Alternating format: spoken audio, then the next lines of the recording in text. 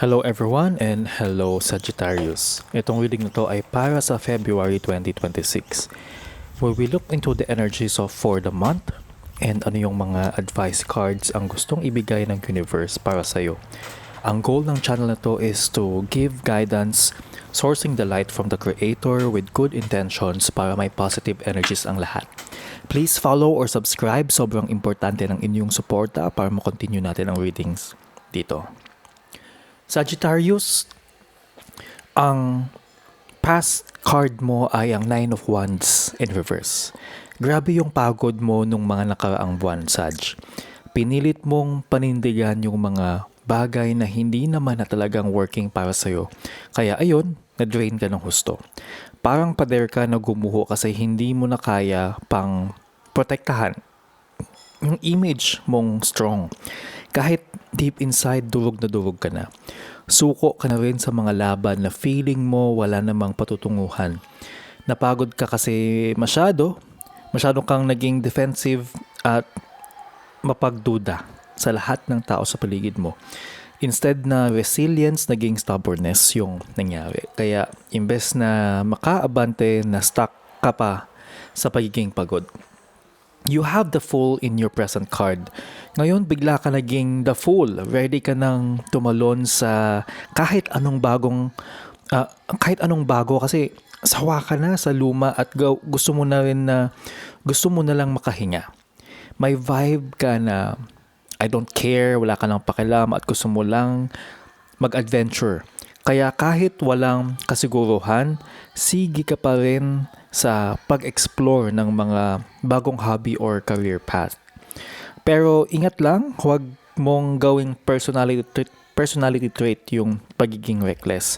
Okay lang na mag-start over at maging excited, pero siguraduhin mong hindi ka tumatalon sa bangin ng nakapiring ang mata.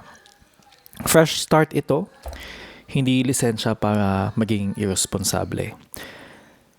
Sagittarius, you have the Queen of Swords in reverse sa potential energy mo.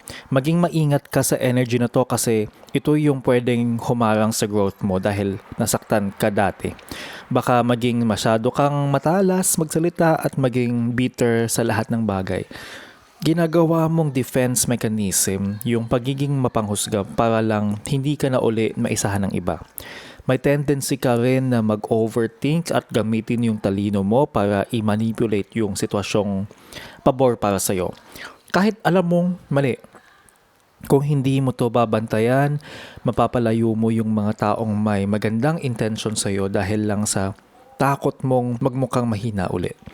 You have the Death card as your advice. Ito na ang pinaka-importanting advice sa'yo. Hayaan mong mamatay ang dapat mamatay. Ibig sabihin, kung ano yung hindi na kailangan, iwanan mo na. Huwag mo nang isalbahin yung mga relasyon, trabaho, or ugali na matagal nang walang saysay sa'yo. Kailangan mo ng radikal na pagbabago at mangyayari lang yun kung magagawa mong bitawan yung version ng sarili mo na nakakapit pa rin sa nakaraan. Putulin mo na yung mga sanga na tuyo na, masakit mag-let go. Pero isipin mo na lang na naglilinis ka ng garden para makapagtanim ka ng bago. Itigil mo na ang pag-aayos sa mga bagay na sira na talaga. Kailangan mong gumawa ng bago mula sa simula. Sagittarius, you have the Page of Cups as your outcome card, your potential outcome. Kung susundin mo yung advice at magagawa mong mag-move on ng tuluyan, magiging magaan ang lahat sa dulo. May darating na bago, isang message, offer, opportunity na magbibigay sa iyo ng genuine na saya. Para itong fresh start na may kasamang tamang emosyon na at hindi puro logic lang. Magiging mas open ka na uli sa mundo at mas marunong ka ng makinig sa intuition mo. Mawawala yung pait sa puso mo at mapapalitan niya ng curiosity at excitement. It's a soft landing, Sagittarius. Basta ba handa ka ng iwanan yung mga bangkay ng nakaraan mo. Pagdating naman sa relationships mo, Sagittarius, galing ka sa sitwasyon na masyado kang naging mapagduda at defensive. Siguro sobrang daming red flags mong pinalampas dati o sobrang daming last chances na binigay mo kaya nung huli, sumuko ka na lang kasi wala ka nang mailabas na effort. Ubus na ubus ka nung natapos yon dahil sa takot mong masaktan ulit. Nag-build ka ng pader na sobrang taas pero nung bandang huli ikaw din ang nahirapan kasi pati yung sarili mong kaligayahan na block mo na rin. Sobrang pumasok ka sa gera ng pag-ibig na walang suot na armor kaya yung natapos, pakiramdam mo sugatan ka. Ngayon, para kang nakawala sa kulungan. Gusto mong mag-explore, makipag-date ng walang pressure o kaya naman ay pumasok sa isang relasyon nang hindi masyadong iniisip ang bukas. So, chill ka lang, go with the flow at ayaw mo ng anumang usapang seryoso or mabigat sa damdamin. Pero, tanungin mo rin ang sarili mo. Naghahanap ka ba talaga ng bago? Or ginagawa mo lang ang itong distraction? Para hindi mo maisip yung sakit siguro, okay lang na maging full sa pag-ibig. Pero huwag mong kalimutan na may puso ka ring pwedeng masaktan kung hindi ka marunong mag-ingat. Ang potential energy mo, ang problema ang baka maging toxic kasi sa magiging kadate mo o sa current partner mo. Masyado ring mapanghusga o mapunahin ngayon kasi feeling mo lahat ng tao ay lolokohin ka. Nagiging cold ka at ginagamit mo yung mga salita mo para ilayo ang loob ng iba. Kung single ka, baka masyado kang picky na halos wala na makapasa sa standards mo dahil sa takot. Kung in a relationship naman, baka ginagawa mong silent treatment or sarcasm ang paraan mo ng pakikipag-usap. Hindi yan healthy at mas lalo lang nitong masisira yung connection mo sa iba. Ang advice sa'yo sa love, Sagittarius, patayin mo na yung mga pag-asa sa mga taong wala namang balak magbago. Hindi to kailangan, ito relationship to sa kahit na kahit sino. Pwedeng pamilya mo to, pwedeng kung sino man ito. Kung may ex ka pa na chinachat o may situationship na wala namang patutunguhan, tapusin mo na yan ngayong February. Hindi papasok ang the one hanggat may multo ka pang kinakausap sa madaling araw. Kailangan mo ring patayin ang ideal version ng love na nasanay ka. Yung laging may drama o kailangan laging pinagrapan. Tanggapin mo na ang kailangang matapos ang isang cycle para makapagsimula ka ng bago. Sagittarius, kailangan mong patapusin yung mga tapos na para makahinga ka.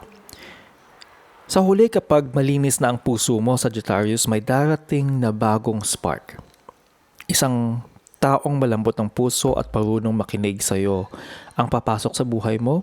Magiging emosyonal at sweet yung vibes mo uli. Yung tipong kinikilig ka na sa maliliit na bagay na akala mo ay hindi mo na mararamdaman ulit.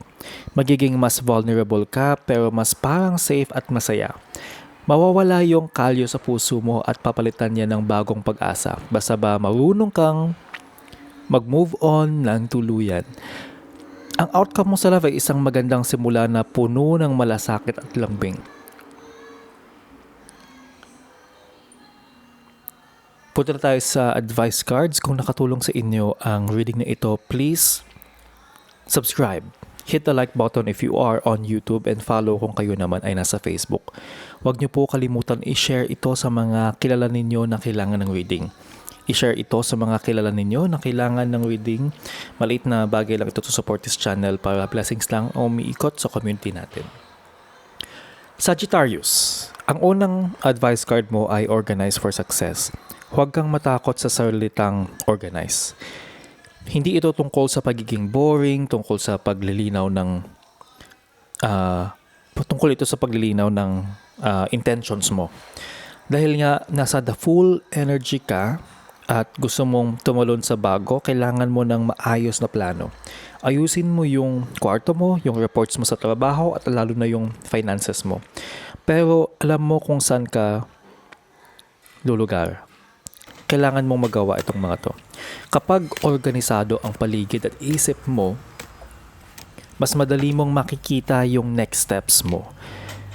Nakakatulong din ito para hindi ka kainin ng Queen of Swords reverse energy kanina. Yung gulong-gulo ang isip na nagiging masungit sa iba. Kapag malinaw ang lahat, mas kampante kang makakagalaw at hindi ka magmumukhang fool na walang direction. Your next advice card is Words of Abundance. May power ka na mag-manifest ng swerte. Sa pamamagitan lang ng mga salitang ginagamit mo, itigil mo na yung pagsasabi ng hirap na hirap ka o wala ka ng pera. Nakalink ito sa Queen of Swords reverse. Instead na gamitin mo ang salita mo para manakit o magreklamo, gamitin mo ito para mag-describe ng buhay na gusto mong makuha. Mag-focus ka sa optimism, yung positive na energy lang, lalo na pagdating sa usaping pera at career. Kapag ang description mo sa sitwasyon mo ay laging positibo, mas madali ang pag-attract ng opportunities. Isipin mo na lang na bawat salitang bibitawan mo ay parang isang order sa universe. May kaya para siyang para kang nag-order sa restaurant. Kung anong binibitawan mong salita, yun yung dadating sa'yo. Kaya siguraduhin mong abundance ang in-order mo at hindi stress. Your next advice card is change. Huwag mong takutin ang sarili mo sa susunod na steps na kailangan mong gawin. Masyado kang na-overwhelm kaya ka na-i-stuck sa 9 of Wands reverse na pagod. Ang kailangan mo lang isipin ay susunod na isang step. Isang hakbang lang, huwag muna. Kumbaga, one step at a time. Sabi dito, huwag kang humingi ng tulong sa love or sa divine. Ipakita mo lang or hingin mo na ipakita sa'yo na yung unang step na gawin mo ay yung ituturo sa'yo.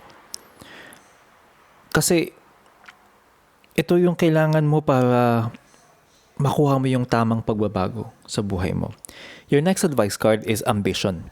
Ibigay mo yung mga pinakamalalim na pangarap at ambition mo sa universe or sa Diyos. Minsan kasi masyado nating pinipilit yung gusto natin na gamit ang utak lang natin. Pero may mas magandang plano ang tadhana na hindi natin ma-imagine. Always have faith in God and sa universe. Hayaan mong itin ka para sa highest good at hindi lang para sa ego mo. Dito papasok yung pagiging Page of Cups mo.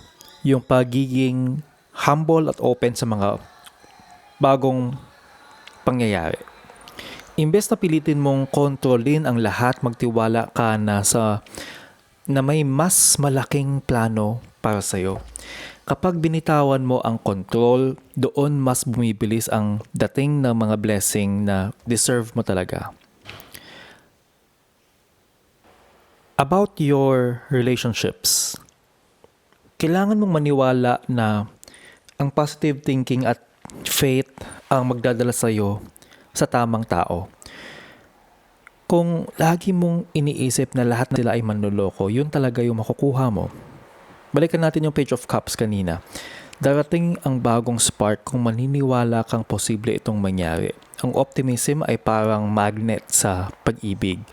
Kapag tinitignan mo yung love life mo ng may pag-asa, mas nagiging attractive ang energy mo sa ibang tao. Iwasan ang pagiging bitter ng Queen of Swords reversed. Buksan mo ang puso mo at maniwala kang may magandang kwentong nakalaan para sa 2026 mo.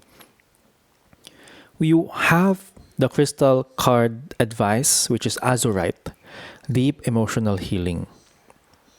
Ito ang core ng lahat.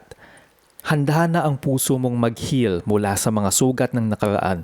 Ang card na Azurite ay paalala na kailangan mong maglaan ng oras at energy para sa paghihilom, hindi sapat na sabihing okay na ako. Kailangan mo talagang trabahuhin yung pag-heal sa loob mo para hindi ka na bumalik sa 9 of Wands reverse na trauma. Ang deep emotional healing na ito ang magbibigay sa iyo ng lakas para hanapin yung death card. Kapag hinarap mo ang sakit at binitawan mo yun ng tuluyan, doon ka lang talagang magiging malaya. Dedicate this February 2026. Itong buwan na to para sa sarili mo. Maging mabait ka sa sarili mo habang naghihilom ka dahil deserve mo ang isang pusong buo at masaya. Gusto mo bang magstay ka pa sa dati mo or gusto mo nang buksan yung better na ikaw? Yan ang forecast ninyo. Subscribe on YouTube and follow Hula Juan on Facebook para may aabangan kang forecast for your sign. Always remember, sa lahat ng gagawin mong desisyon, dapat mabuti ang iyong intensyon. See you sa next reading.